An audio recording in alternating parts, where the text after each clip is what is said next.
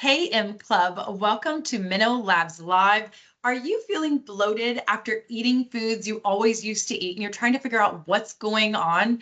I'm feeling the same thing with chickpeas, and it kind of gets me going because it's healthy. I love them, but it's like messing with my stomach. So I'm trying to figure this out. I'm so excited to say today because we're talking to a nutritionist who works with women in perimenopause and menopause. I've worked with her before and she is amazing. She'll be sharing tips to help us understand what's changing in our bodies and how we can keep enjoying our favorite foods and discover new ones to love in midlife. As always, this session should not be considered medical advice and is being provided for information purposes only. It is not intended to substitute professional medical advice, diagnosis, or treatment. Please consult with your healthcare provider should you have any questions or concerns. My name is Natasha, and I am the community manager of MenoLabs. And as I shared at the top of the show, we have our nutritionist here today, who is our guest expert, Michelle Dwyer. Thank you so much for being here. What are you drinking today? Ooh, I love the question. I've got my giant my giant mug. I'm always saying giant mug. Now I got to take a sip. I Oh, love that mug. It is giant, and I'm having electrolyte water because woo, it's so hot pretty. here and I just worked Mm, out. So, yes, so in many Oakland women, it's not. So mine's a warm cocoa beverage. which I've heard that warm drinks are actually a little better for you, but that's a different Yeah. story. So many women are experiencing gut issues during perimenopause and menopause, from developing new food sensitivities to bloating after eating foods they've always eaten. Why does our body start reacting to food differently during midlife? I love that we're starting with this question, Natasha, because I want to also say not only do I work with women in perimenopause and menopause, I'm 51. I am in it. I am right here with you. So I've come to this conversation both from my expertise and my experience working with so many women and also my own personal experiences. I get it, right? Yes, I love definitely. your example. So the thing to remember is that we often don't think about our microbiome. In fact, 10, 15 years ago, we probably hadn't really even heard the term before. But really, we are a walking condominium of all the different small microbes in and on our body. So we have a different microbiome in our mouth, in our nose, in our lungs, on our skin, in our urogenital tract. But we also have the microbiome in our gut, which is what we're going to talk about today. So one Mhm. of the things to remember is that that microbiome shifts throughout time, shifts throughout our lifetime, shifts throughout different chapters. So whether or not we're in perimenopause or menopause, um, our microbiome is always changing and shifting. And also there are factors in menopause in terms of like drop of estrogen that can start to affect all sorts of things in our digestion. So we really might start noticing it in perimenopause. It might be new symptoms like gas, bloating, could Yes. be like digestive issues in terms of like our bowel movements. Suddenly we have acid reflux, all these different factors that can be related to our hormones, but can also be related to what we've done with our gut flora, how we need to support it a little bit differently in this next chapter, and some of the things that we can do. I'm really about like practical steps. And I also want to say, and we're going to talk about this a lot, it's like listening to our bodies, right? And really Yes. like honoring and listening to our bodies. So the thing that I will say about the microbiome before we get into some practical suggestions is we are just on the tip of the iceberg in terms of what we're learning about the microbiome, right? So we've learned so much in the last decade. We're going to learn so much in the next decade. But the thing that all experts do agree on, even if they don't agree on specific strains or all the different details, it's like diversity, diversity, diversity. We want a diverse microbiome. And what that looks like might be very different person to person or us in a different stage of life. But the things that we're going to talk about today to support that diversity, that is like a nice global thing rather than getting stuck in like specifics, right? Is like, how do we diversify our microbiome so that it can better break down, digest, and absorb our food? So how do we diversify our microbiome then? I just want to ask that. I know that's impromptu there, but just kind of curious Yeah, then. Yeah, so it's the same things that we would talk about just to support our microbiome and our gut health. So, are we eating a variety of plant foods? So, I love talking about plant foods. Plant foods are where we get our fiber from, and there are different types of fiber. We need both, but we really like to focus on the plant foods. I'm a big fan of eating the rainbow Hmm. because not only are we getting that fiber from our fruits and vegetables, but we're also getting what we call polyphenols and phytonutrients, right? So phytonutrients are plant nutrients. It's the things that bring like the color and the flavor and the smell to all of our favorite fruits and vegetables. But that's actually really powerful for our gut microbiome as well.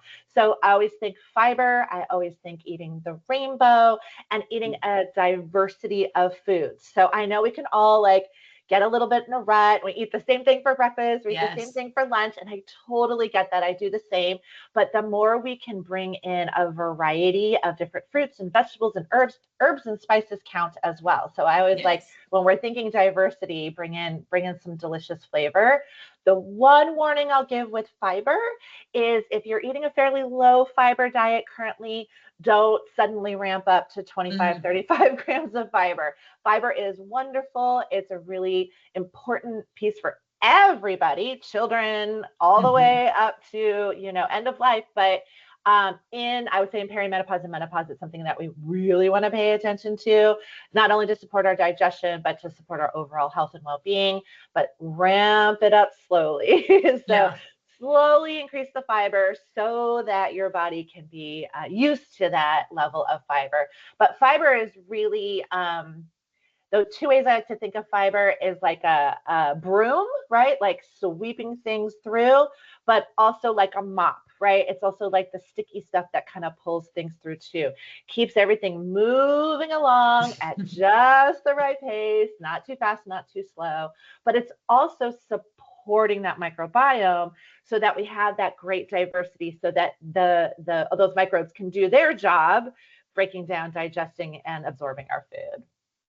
Going back to the herbs, I love that when you said that it's an easy thing to add in because I know like I like to eat my leftover dinner for lunch the next day, but I Yeah. love the idea of like sprinkling some cilantro or some dill or something, one of those herbs onto the food to kind of add in a new element. So I just kind Yeah. of thought of that while you were sharing those two components right there that we could be adding in, adding that diversity, adding that color. That's So the that was just stuff that came perfect to way to mind. do it. That's exactly how I like to do it. Just kind of like pops it up. You're eating this leftover, but Yeah. now you've got something a little bit of freshness in it.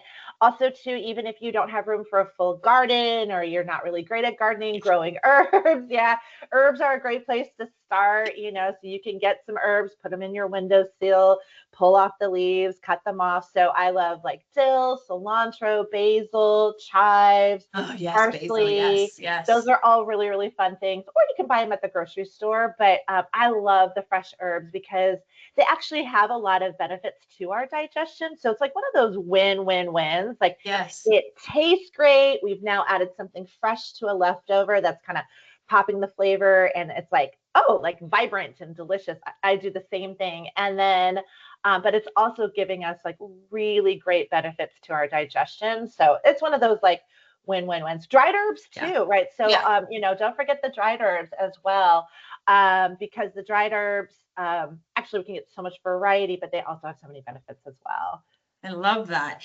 Is it a coincidence that women are finding out that they have high cholesterol, prediabetes, and vitamin deficiencies during midlife? And if so, what can help?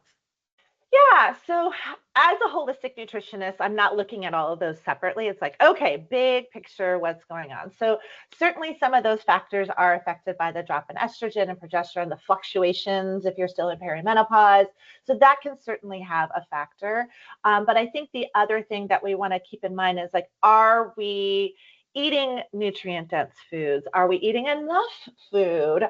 Are we digesting our food? Yes, exactly. Right? Because we can eat a really nutrient dense eating plan, but if our body's not able to break it down, like you were mentioning with the chickpeas, right? If our body's not able to Yes. break it down and digest it, right, we're not actually able to get that great benefit. I also wonder too, yes, there's the hormonal impact on our gut, which can also bring about new digestive symptoms for a variety of reasons, but also too, how are we eating in midlife? Like, are we eating slowly? Are we eating in a Yes. relaxed state? Are we sitting down and taking some rest before we eat? Are we chewing our food properly? And I'm saying we, because Yeah. I know I'm talking to me, and I know I'm talking to you, and I know I'm talking to a lot of people out there, right? So some people out there might be like, oh, yeah, I'm doing all that. But these are small things that we can start to do, is just like, let me take 3 deep breaths before I eat my meal. Let me just pause before I take the next bite. Let me put my fork down and actually chew what's in my mouth before I take the next bite. So even some really, really practical steps. And you might be like, how is that going to help my cholesterol? How is that going to help my overall health? It's like the bigger picture is that when we're thinking about our body as like a whole system, including our digestion, including, because digestive health, fiber, that also connects to cholesterol, right? It's one of the ways that our body sequesters excess cholesterol, moves it out of our body. So they're all interconnected, even moving our bodies, right? Making sure we're getting good movement in, that supports our digestion, that supports our cholesterol levels. And we do want to keep in mind heart disease, right? Because it is one of, the number one killer of women. So, it's like, how do we do that day to day? Same kind of things. We're kind of still focusing on them. And I know we'll talk about blood sugar a little bit more later, maybe, but I see them all interconnected. Yeah, I love that you highlighted how you're supposed to eat, because I always share that I eat too quickly.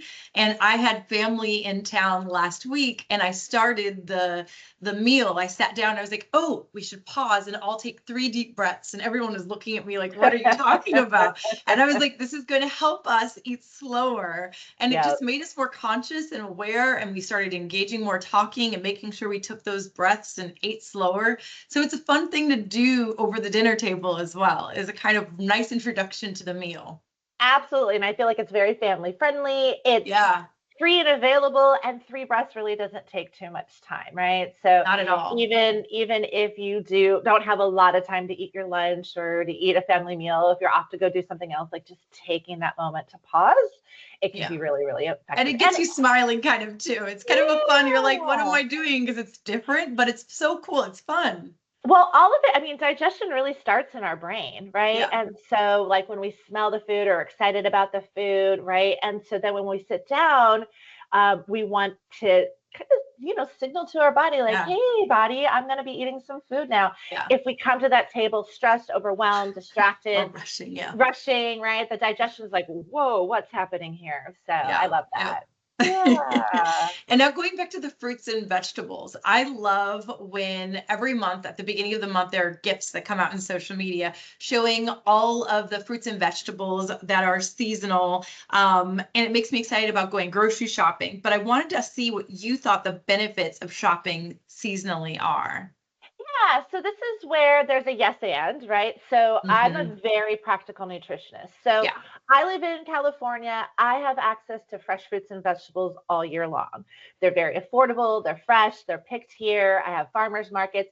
I know that I have access. If someone is like, I don't have access to that all year long, great. Canned, frozen, fine, no problem. However, if we do have access to seasonal foods, first of all, I like to say with the seasonal foods is that and the season that you are in, not the season that South America is in. I'm in North America, right? It's so true. Right. There's a wisdom in eating seasonally. So if we eat in the winter, we think about winter foods, it tends to be warming, grounding foods. You have a lot of root vegetables. You have a lot of things that are very comfort type foods. Your fruits are very limited, maybe some citrus, maybe some apples and pears, right? But if you're actually eating in season to your local environment, we're not eating a lot of that. We're eating kind of warm, grounding foods. Then we get into summer where it's hot and all the foods are very like waterful, right? Yes. Very light, very refreshing. We shift into more fruit versus like those root vegetables. So our berries are in season, all those great antioxidants, all that great vitamin C, good for our skin health, right? Yes. Especially when we're out and about in the sun. But also those cooling foods, cucumbers, zucchinis, right? I think of all these things that just watermelon that just draw so much water into our system, are light, are cooling, are refreshing. So it just kind of makes sense, right? It Yeah, just it kind of does. makes sense in that way. Doesn't mean you can't eat out of season, but if you are eating more locally, you are retaining more of the vitamins and the minerals. So there are some benefits. And then again, if you don't have access to that, eating frozen is fine, but it's a good thing. And again, even if it's not like everything on your plate is something that's local or seasonal, getting something on that plate that is local and seasonal. Yeah, love that. Many women experience menobelly during perimenopause and menopause, where they start to gain weight in their midsection. What can help nutritionally with this change in our bodies during this time? Yeah. So again, right there with it, everybody. So the biggest thing, and one time I was in a webinar and they called it trunk weight. And I was Oh, like, accurate and ooh, right? yeah. So the thing to again consider is that our body's need is changing, right? At 51, I am going to support and nourish my body in a very different way than I did at 25. That's so And true. so it's really just like listening to our body, understanding it's in a new chapter, understanding it needs new things. Yeah. And so I find a lot with the meta body. I'm not anti-carb. I'm not anti anything, Yeah. right? It's all about diversity. However, having led many blood sugar balancing Yes. groups before, the thing that, Yes. right, that I've noticed is that when we're eating a an eating plan that's too high in refined carbohydrates, those really processed carbohydrates, like that are kind of like snacky foods, like our Yeah. pretzels and our crackers and our chips and things like that, it can start to affect our blood sugar, which then can start to affect that belly weight because the body goes, Yeah. oh, here's some excess energy that I'm not using. Let me store it.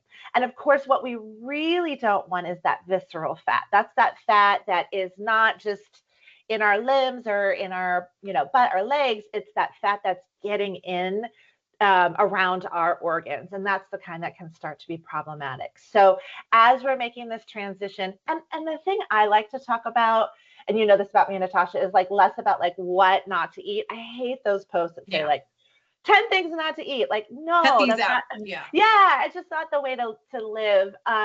But focusing on what we want to make sure is on our plate. So we've talked about making sure there's fiber on our plate, making sure there's Yes. lots of colorful vegetables on our plate. Really, I mean, all age groups need this, but I find especially my perimenopausal and menopausal women, at least half the plate, if not more, is are those colorful vegetables. And then making sure we're eating enough protein because that's also going to keep our blood sugar stable. It's going to keep our energy stable. It's going to keep our mood stable. So I find that if we're eating enough protein and we're eating enough fiber, there isn't a lot of room on the Yeah. plate for these It's things true. that might be more of the refined carbohydrates that could be contributing to some of that menobelly. It's such a good introduction to this next question because there's a lot of buzz around protein right now. But Mm-hmm. I think the big question is, I mean, there's a lot of people saying how many grams or how much protein we should be eating. It's also to benefit our muscles, our, experience Yeah. with our working out, strength training. So how much should women in perimenopause and menopause be having of the protein?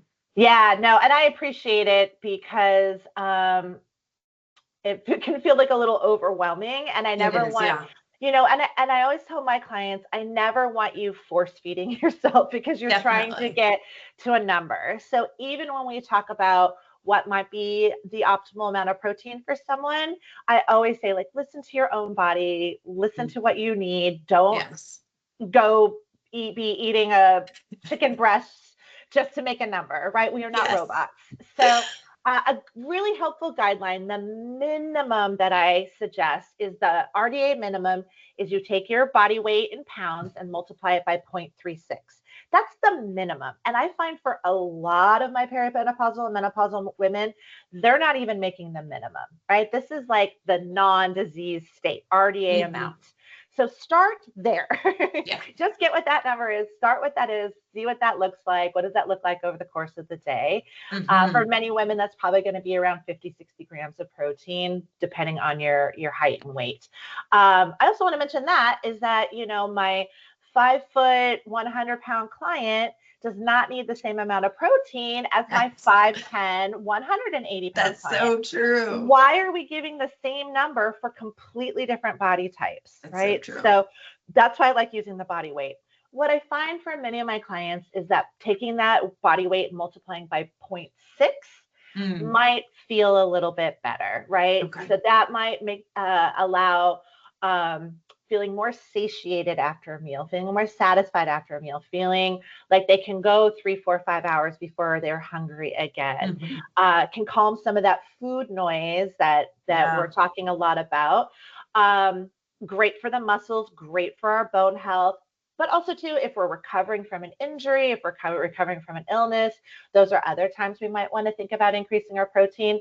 So taking that 0.6, and that might be the optimal aim for. But again, you know, I always tell my clients, like, see how it feels to eat that much protein. And then let's talk about like what makes sense for sustainability and lifestyle and feeling reasonable in your body. The one other thing I will say with protein is it is best to distribute it throughout the day. Again, coming back to our gut and our microbiome, protein can be a little tricky to digest. So it is better to have, say, 20, 30 grams of protein per meal rather than I'm going to sit down and have 60 grams of protein, I can't imagine that. Yeah, it just might be too much for the body. So distributed throughout the day typically helps with mood, energy, blood sugar balance, but also is better for our digestion and absorption. Okay, good to know. So we've been talking a lot about fiber as well during this discussion. And what is the essential, why is it essential in perimenopause and beyond? Because I know we've talked about adding it into the diet, but why is it so helpful during perimenopause and menopause? Yeah, so I think, again, I mean, this is the other factor that I didn't get to when we were talking earlier, is that, again, if we're supporting our microbiome, which supports everything in our body, it's our immune health, it's our mental health, right? There's so many things that connect to having a healthy, diverse microbiome and gut. If we really want to think about that, as we think about the shift and changes, you know, again, it's kind of like one of the foundational supports. Also, we have to eat multiple times a day, right? So what are we putting into our mouths? Also, when we look at traditional cultures, they're eating way more protein than the average American. So I think it's just like shifting the needle to increasing that fiber. So fiber, like I said, helps kind of clean things out, sequesters, right? It's actually kind of working to pull, say, toxins out of our body, excess cholesterol out of our body, excess hormones out of our body. So it's actually kind of pulling out and removing things. Helps obviously with an easier bowel movement. So there's those factors, but I also think the longevity factor of, are we supporting this diverse microbiome, and fiber is one of the best ways to do it. The fiber also keeps our blood sugar more stable. So again, we've talked about that, which then can also help with the menobelly and the weight balance. Fiber also makes us feel full and satisfied and satiated. So that's another great reason. And then typically a lot of our high fiber foods, again, are those, you know, plant foods that we want to make sure we're getting enough of. Definitely. So things to add to our grocery list. We want to give our community easy tips that can be used with their summer wellness routine. We'll call this our summer living toolkit. Let's start with the basics of eating. So I know water is important to everyone, but I've heard that you shouldn't drink water while eating your food. Can you shed some light on this? Yeah, so hydration, so important, right? Other than breathing, which we need to do. breathing comes first. Breathing comes first. We can't go too long without breathing. We can't go too long without sleeping, right? But the next thing is the water, right? Yes. And so hydration. We need it for our gut health, our joint health, our brain health.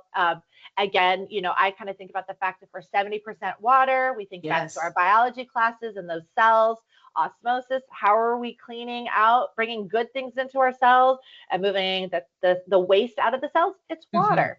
So we want to be making sure we get enough water from both water and from food. In terms of drinking a lot of water with a meal, this is also something that can start to happen in midlife where we may not be making enough hydrochloric acid. Okay, yeah. Hydrochloric acid is made in our stomach. It helps us break down our food. It also signals to other parts of our digestive system, hey, release this, could release this. So hydrochloric acid is really important. It's actually really fascinating. If you took hydrochloric acid out of the stomach, put it on your skin, it would burn a hole in your skin, but Interesting. our stomach can manage that hydrochloric acid. So sometimes we're not making enough. Mm. It's typically not too much. It's too much in the wrong place or not enough. And so if we're not making enough hydrochloric acid and then we douse that stomach with a whole bunch of water while we're also trying to break down the food, for some people that can upset their digestion. It's just not in Chinese medicine, they talk about the digestion almost as this oven or engine or Interesting. fire, right? And Uh-huh. we don't want to douse out the fire. I always tell clients, like, don't, if you're thirsty, drink water. It's okay. You're not going to hurt your digestion, but you might find that it's better, again, to drink the water in between meals or throughout the meals, or actually, again, eating hydrating foods. So that could be Mm-hmm. in the summer, those things like cucumbers and zucchinis, the things that we think about having lots of water in them. In the winter, that's lots of soups and broths and Yeah. teas. So, depending on the season, we can hydrate. And if someone's like, I can't stand water, I don't like the taste of water, make your water taste good. Put some fresh fruit in there, put some lemons or Lemon, limes, put some mint, yeah. watermelon, put some fresh herbs. Coming back to our fresh herbs, I love herb water. Mm-hmm. So there's ways that you can make water more palatable, more interesting, and actually taste better. I will say for some people, having a little water with apple cider vinegar before a meal can be helpful. Yeah. That was something I wanted to add into the discussion was ACV, apple cider vinegar. Can we just touch on that really Yeah, quick? Actually, what are the absolutely. benefits of that for women in perimenopause and menopause to add to their grocery list? I think that just is a Yes. really cool one to add. I love the apple cider vinegar. And there's quite a few benefits. So it's a probiotic food. So Mhm. it is a fermented food. And so, especially if you get the raw apple cider vinegar. And so you're getting like a little dose of probiotics. It also is stimulating that stomach acid. So it's just kind of like waking up the digestion saying, hey, here comes some food. We're going to be digesting, which then signals to, our pancreas and signals to our liver, gallbladder, all these different things. So it really can help with the digestion. And it can also help with blood sugar. So That's this what is I've one of those heard. things. Yeah. So I love apple cider vinegar. I've been using it for a million years, like way back when, before it was cool. Yes. And then when I started to hear that it can help with blood sugar, I was like, wait a second, Like, let me fact check this.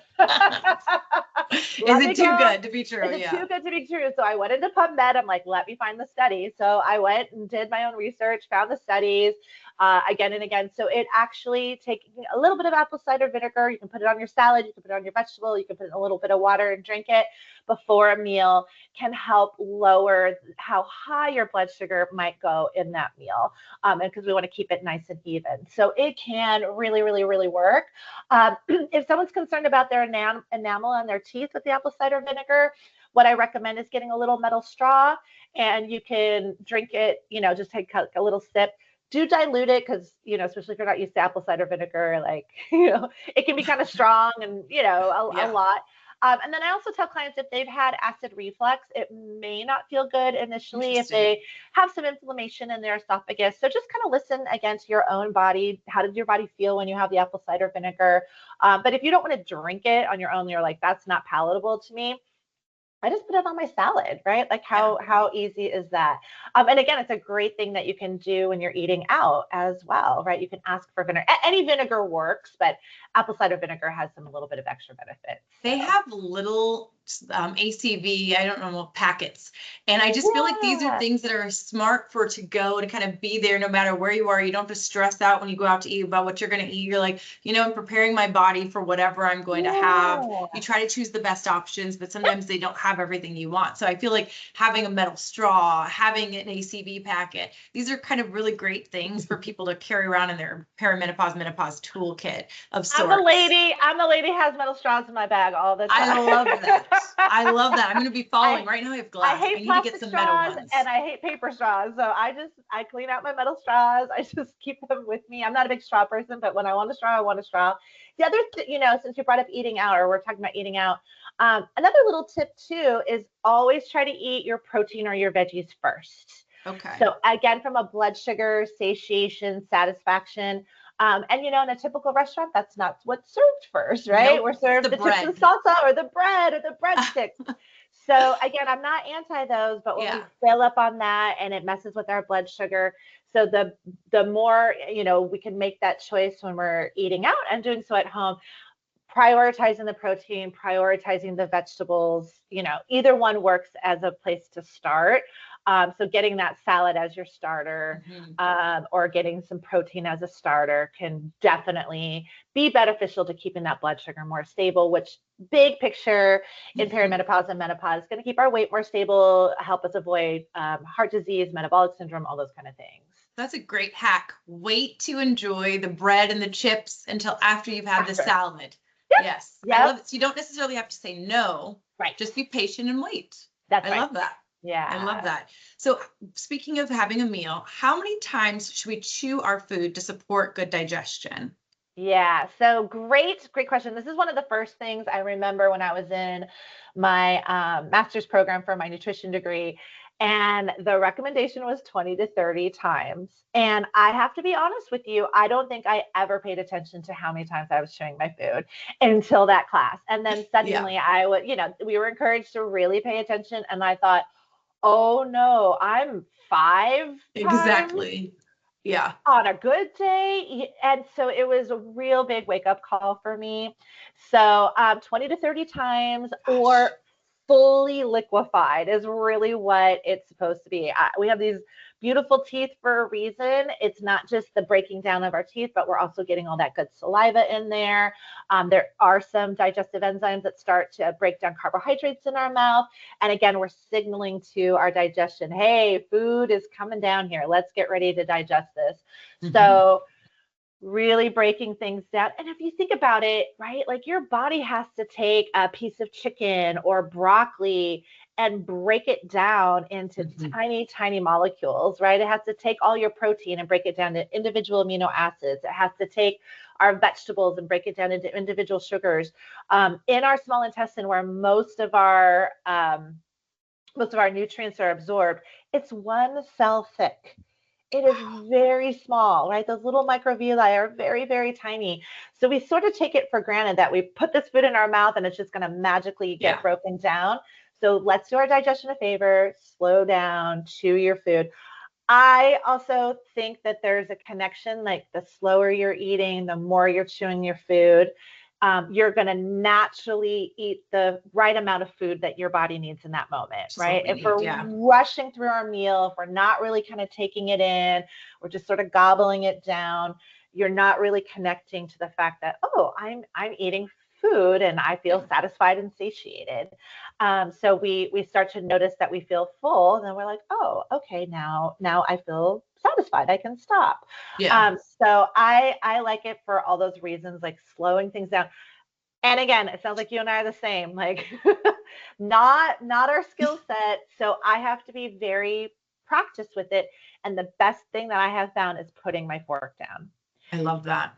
Just put the fork down and don't pick the fork back up until you have swallowed the food and are ready We're not for stuffing. Yeah. because again, what I notice is I'm making my fork while I'm While I'm still chewing. while I'm Yeah. chewing. So just put it. Now, some people are really great about like slow eating, mindful eating. I also have people who think, Michelle, yeah, that's great. I totally understand that. I can't do that for every meal. And I say, okay, no problem. Start with one meal a week.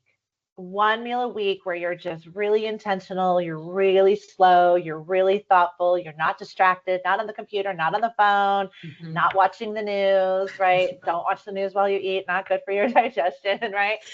Just try one meal a week, and it could even be a small meal or snack, but start small. Don't feel like, oh my gosh, now suddenly I have to change all of my eating habits, and then just notice how you feel and then see where you can build it out from there.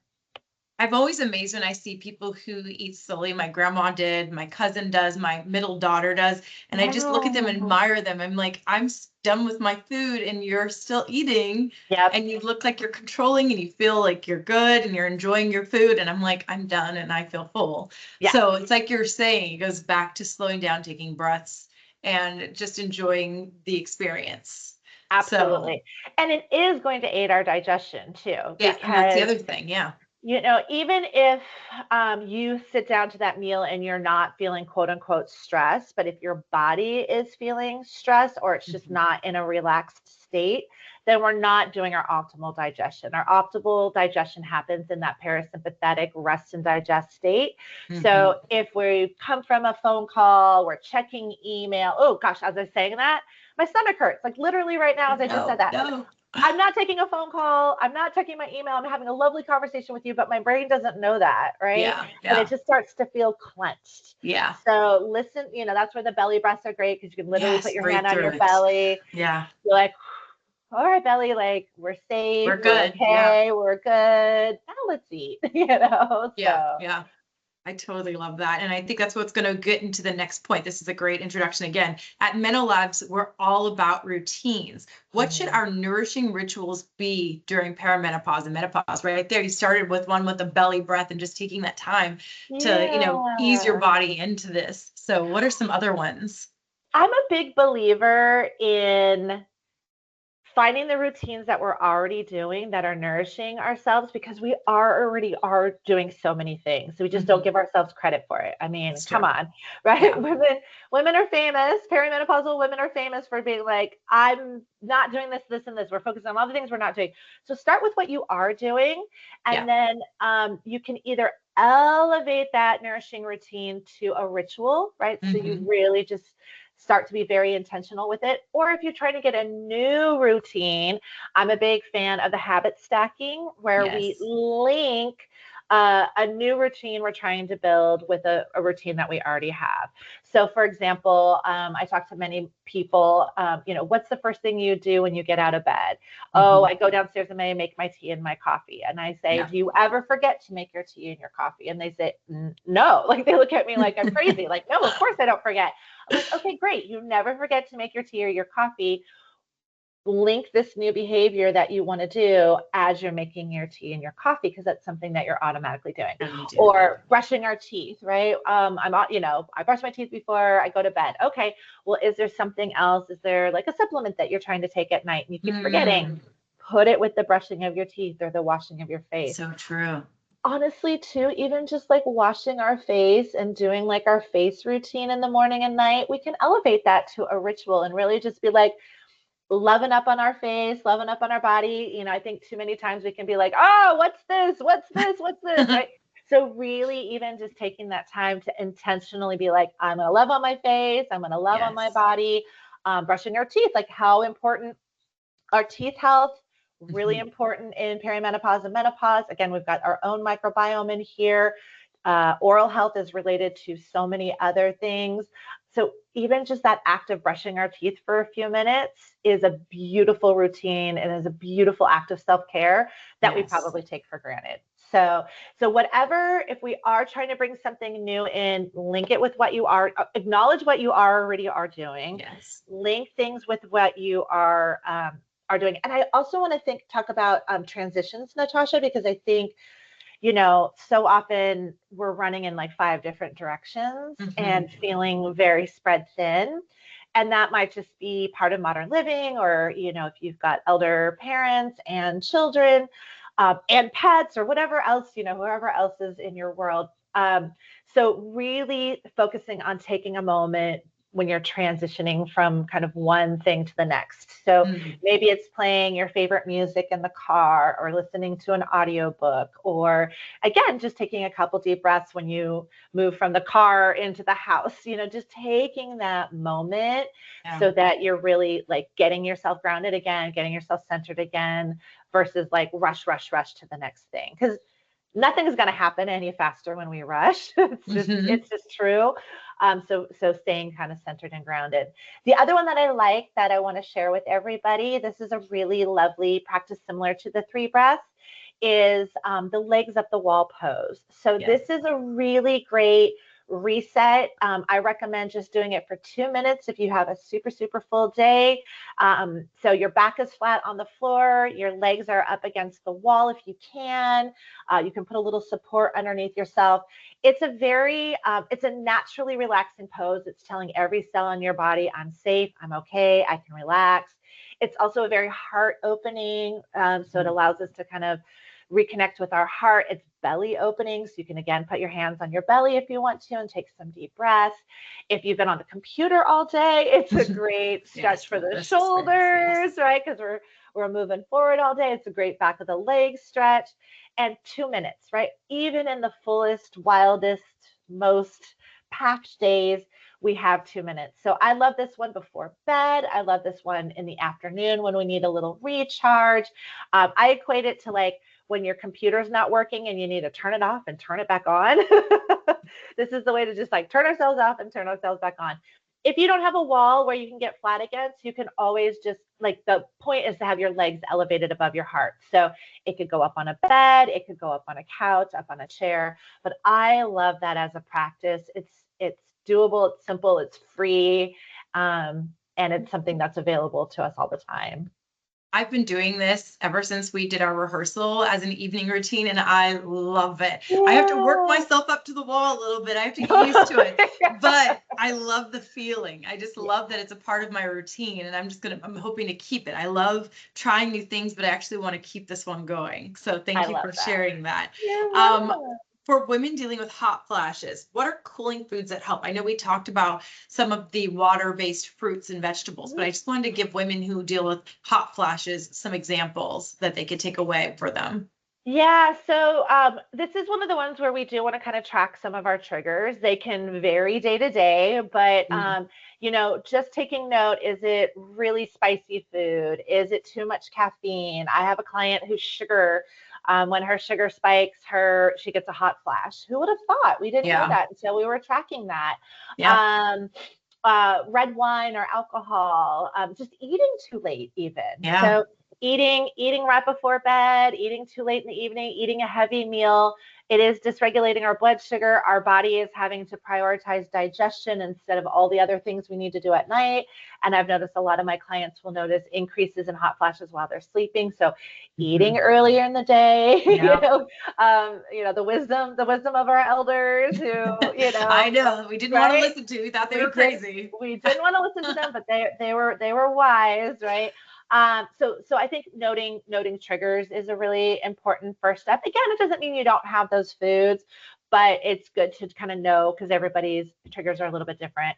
And then again, cooling foods. And then I think the bigger picture is doing things like keeping the blood sugar stable, eating nourishing foods.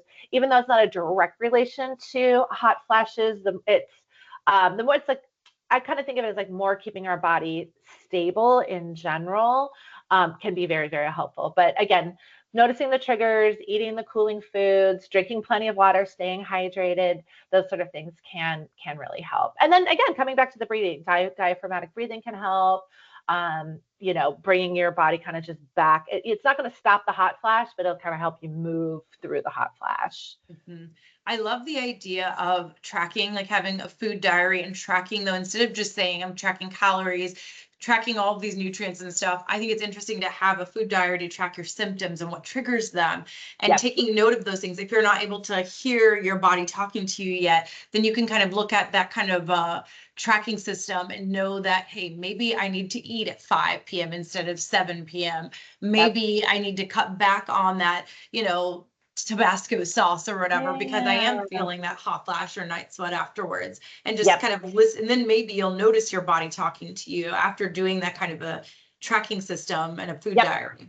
Yeah. I love that. And I think so many, again, I'm 51, so many women of our generation, it was like, we're still kind of post calorie tracking. Yeah. It's all about the calories, and Yeah. that's just not super helpful, I find. It doesn't mean calories are never important. However, I'm much, as I say, like 200 calories of broccoli is very different than 200 calories of cotton candy. I don't know. Seriously. You know what I mean?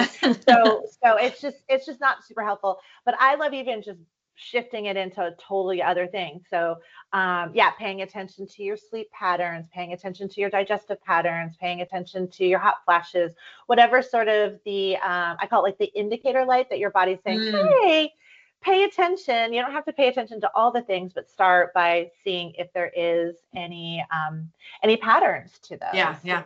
And noticing that. Yeah. And it's such a, like you said, even if it's just such a beautiful practice in general for many people. Sometimes it's not great for other people.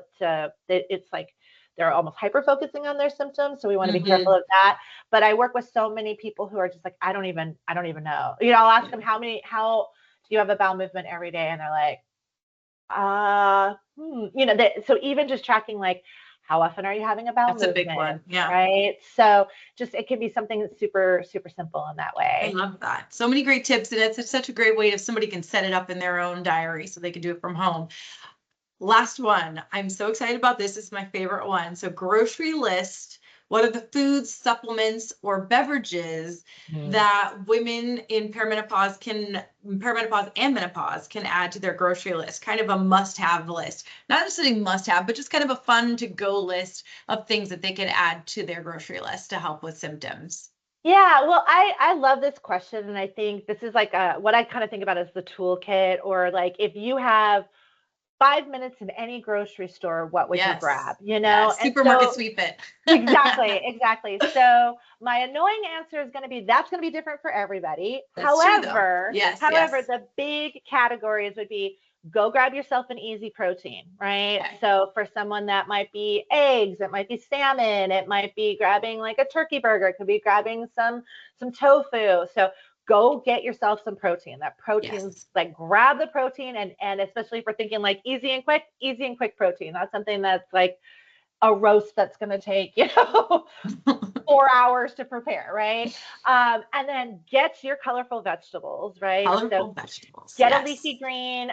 I always think get a leafy green. I don't care what green. If you love spinach, if you love arugula, if you love cabbage, if you love lettuce, get a leafy green. I think that's kind of just like a go-to for most people, for many people. Get a colorful vegetable that you love, that feels good in your body. Get a healthy fat, right? So that could be avocado, that could be nuts and seeds, that could be some nut butter, that could be some coconut milk, right? So again, depending on your body, your culture, but get a healthy fat. We didn't talk about healthy fats, but also really important for women in perimenopause and menopause. So those are kind of like the big things. And then I would say, I'm a big flavor person, like flavor, like I love healthy eating, and it's got to be yummy. Yes, ditto. I love yummy food. So, what is that thing that's going to make that yummy for you? Is it making a little burrito bowl and you're going to put some salsa on it? Is it I love making like tahini and lemon sauce, right? I love tahini. So good. Yes. Because my body personally can't do dairy, but I love like creamy and fatty. So, get something that makes that meal feel yummy and tasty and enjoyable. For other people, it might be like a little bit of feta cheese if their body does okay with dairy. So find that thing. I don't know. I'm a big fan of yummy. Yes, I love that. I think things ought to taste really, really good and be really, really good for our bodies. And then, just coming back to those basics of the hydration, and if you're not into water, can you find like a really yummy herbal tea that you love? If you love, iced tea, is there an herbal iced tea? One little tip with that too, if someone's used to something sweet and they're trying to get themselves off of like a soda or a juice, anything with cinnamon in it, like a tea with cinnamon, is going to give it that natural sweetness. And then teas with licorice will also add a nice sweetness. Oh. Licorice does not taste like anise, like it's not like black licorice. It just adds a nice sweetness. So even getting kind of creative with our herbal teas, whether they're hot or cold. So find yourself a yummy, no sugar beverage, I think is always kind of a nice thing too. That's really fun and perfect for the summer as well. Yeah. So my last question, how can people find you online and on socials? Well, it's pretty easy. Everything is Health Coach Michelle. So my website is healthcoachmichelle.com. Instagram, I'm Health Coach Michelle. And on Facebook, I'm Health Coach Michelle. And I'm also on LinkedIn. I think LinkedIn, I'm actually my first and last name. But yeah, great way to find me. I have a wonderful freebie online if anybody wants to check that out about whole life nourishment. And there's, lots of different ways to stay connected with me. So Well,